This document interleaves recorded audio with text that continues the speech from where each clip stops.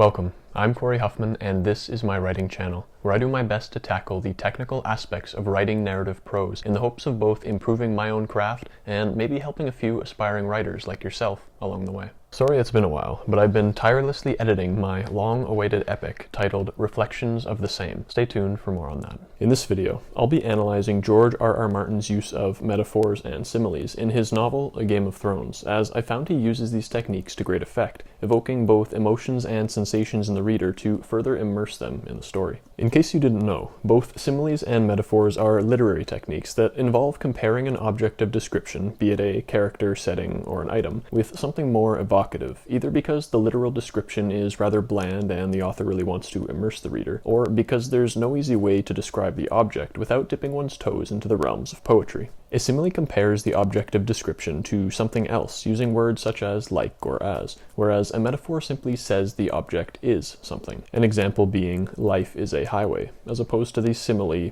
life is like a highway. Over the course of this video, I'll be analyzing 25 short excerpts that I've pulled from A Game of Thrones, so I can highlight the techniques Martin implements and spare you the intensive study. The first 5 examples I'll read back to back, as they occur within the same scene of the prologue. Here, each example relates to the description of the others, or White Walkers as these zombie-like creatures are called in the TV show. Tall it was, and gaunt and hard as old bones, with flesh pale as milk. Its armor seemed to change color as it moved. Here it was white as new-fallen snow, there black as shadow, everywhere dappled with the deep gray-green of the trees. The patterns ran like moonlight on water with every step it took. When the blades met, there was no ring of metal on metal, only a high, thin sound at the edge of hearing, like an animal screaming in pain. The other said something in a language that Will did not know. His voice was like the cracking of ice on a winter lake, and the words were mocking. The pale blade sliced through ringmail as if it were silk. Will closed his eyes. Far beneath him he heard their voices and laughter sharp as icicles. He found what was left of the sword a few feet away, the end splintered and twisted like a tree struck by lightning. First, in the absence of metaphors, let's identify the many similes. Hard as old bones, flesh pale as milk, white as new-fallen snow, black as shadow. The patterns ran like moonlight on water, a high, thin sound at the edge of hearing, like an animal screaming in pain. His voice was like the cracking of ice on a winter lake. The pale blade sliced through ringmail as if it were silk. Voices and laughter sharp as icicles, splintered and twisted like a tree struck by lightning. The primary technique I want to draw your attention to here is what I like to call the descriptive theme, that is, the common trends or traits around which a given description revolves. In these examples, that theme might be best summed up as cold and deadly. Notice how many of the similes evoke a sense of coldness, flesh pale as milk, white as new-fallen snow, the cracking of ice on a winter lake, sharp as icicles. Even moonlight is a cold sort of light.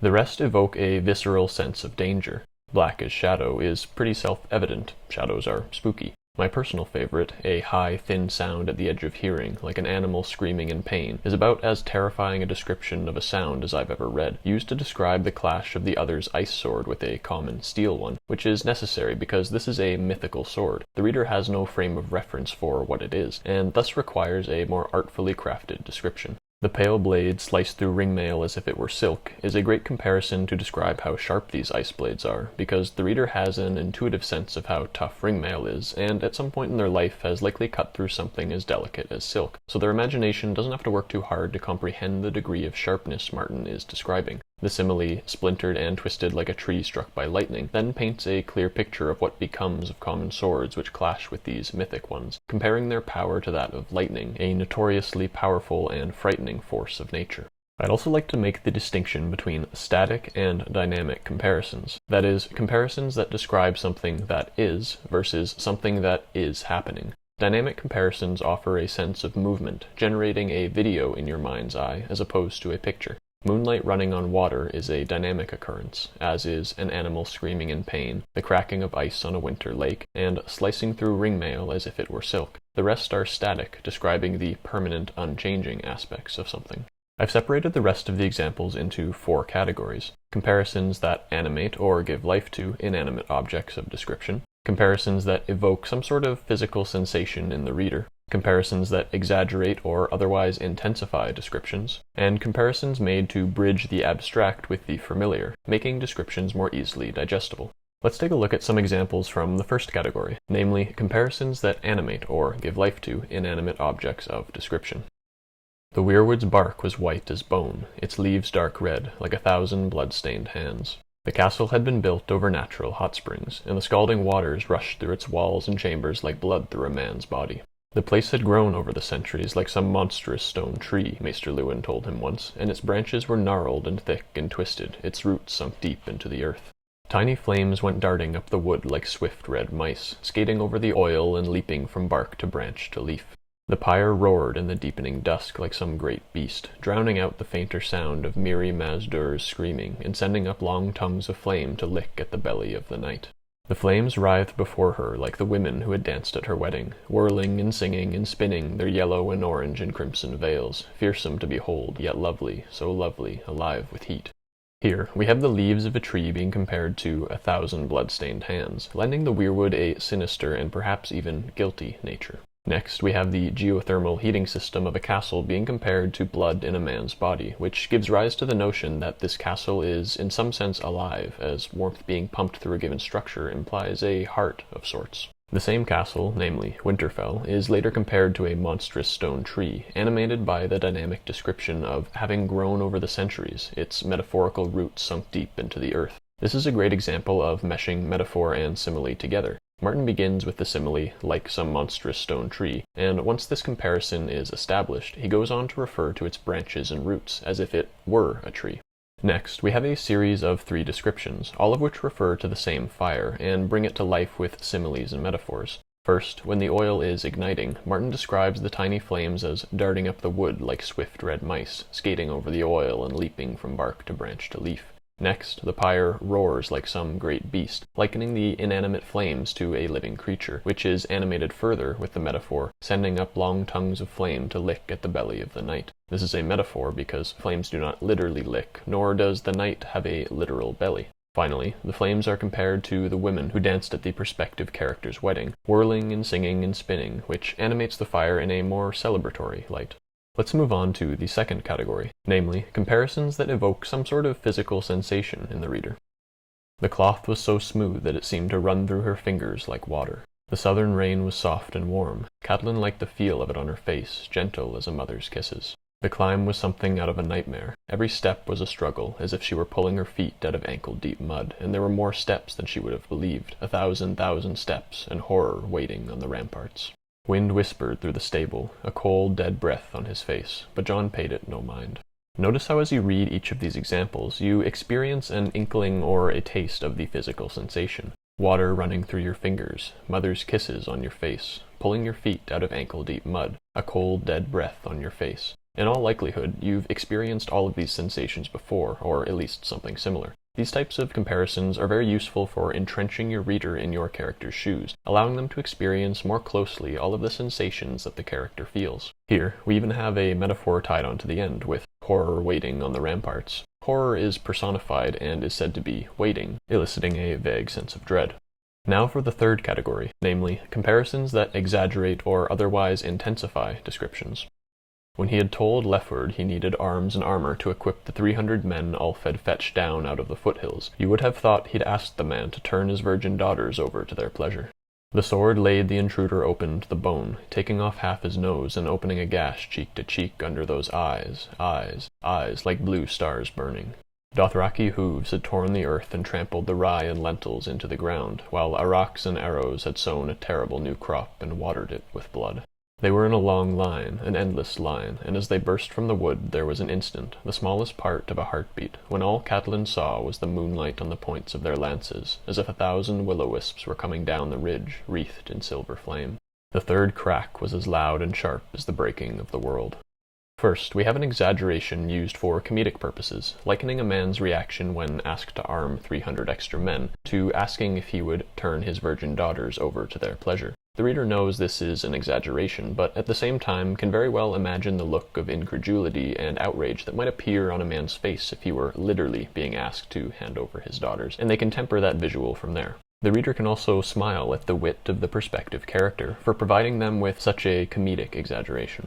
Next, we have the eyes of a zombie creature being compared to blue stars burning, which is an exaggeration because stars obviously dwarf eyes in terms of celestial significance, and their intense blue stare is being described as burning, which is a very visceral sensation. The word eyes is also repeated thrice, just to emphasize the focus of the description. This next example, which may require a bit of explanation, is a terrific metaphor and one of my favorites, comparing the dead bodies on a field of battle to a terrible new crop that has been sown and watered with blood, as if these corpses are littered across the landscape like seeds and being consumed by the earth. This is not so much an exaggeration as it is an intensification, using poetic language to immerse the reader in this grisly scene, thus making the description more impactful. Here, we have another example of a comparison used for the purposes of intensification, as opposed to exaggeration, by slowing down time and likening the moonlight on the points of their lances to 1,000 will-o-wisps coming down the ridge, wreathed in silver flame. Martin uses this poetic language with masterful elegance throughout A Game of Thrones, painting almost dreamlike pictures in the reader's mind. Finally, we have another comparison for the sake of exaggeration, likening the crack of logs in a pyre to the breaking of the world, which is fitting because in the context of this scene, this crack does represent, in many ways, the destruction and rebirth of this prospective character's subjective world. Remember, the extent to which you exaggerate using these comparisons should correlate to the intensity of the scene you're writing. Perhaps it goes without saying, but you wouldn't want to describe, for example, the cracking of an egg while making an omelette as the breaking of the world. Let's move on to the fourth and final category, namely comparisons made to bridge the abstract with the familiar, making descriptions more easily digestible. He looked half a leaf, as if the first strong wind would carry him off to his grave. It was a sea, Danny thought. Past here there were no hills, no mountains, no trees, nor cities, nor roads, only the endless grasses, the tall blades rippling like waves when the winds blew. The Erins kept the only dungeon in the realm, where the prisoners were welcome to escape at will. If he craned his neck out as far as it could go, he could see other cells to his right and left and above him. He was a bee in a stone honeycomb, and someone had torn off his wings. In the dawn light, the army of Lord Tywin Lannister unfolded like an iron rose, thorns gleaming. The remnants of the Stark lines shattered like glass beneath the hammer of their charge. First, we have a comatose young boy being compared to a leaf, one strong wind away from being carried off to his grave. This comparison not only offers a visceral description of the boy's frailty, but does so in an easily digestible way, because while not everyone knows the look of a comatose boy, everyone understands the precarious nature of a leaf clinging to a tree branch. Perhaps a clearer representation of this category is this next example, where the movement of a sea of grass is compared to the rippling of waves on water. Since everyone knows what ripples on water look like, they can easily overlay that visual onto a field of grass. In this next example, the prospective character is imprisoned in a rather abstract dungeon where one face of his cell is exposed to open air and a fatal plunge. His situation is then masterfully described with the metaphor, he was a bee in a stone honeycomb and someone had torn off his wings. The word honeycomb captures in a single word what many sentences fail to do with regards to this dungeon's outward appearance. It is the familiarity with what honeycombs look like that makes this metaphor so appropriate and succinct. Here, Martin gives a poetic description of Lord Tywin Lannister's army, likening their charge to the unfolding of an iron rose with gleaming thorns. While it is difficult for the average reader to digest the battle formations of a charging army, everyone can visualize the blossoming of a flower with its symmetry and splendor, and thus the reader gets a feel for the description, which supports the more literal image Martin had painted prior.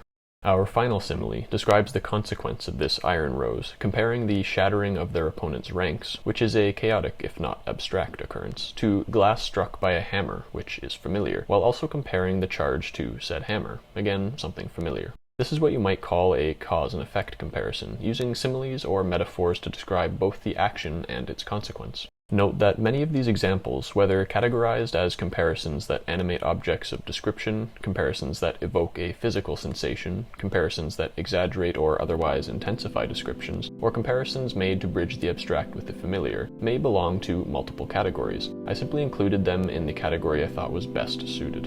Anyway, I hope you found these techniques useful. Give them a try next time you sit down to write, and be sure to like and subscribe for more technical writing videos.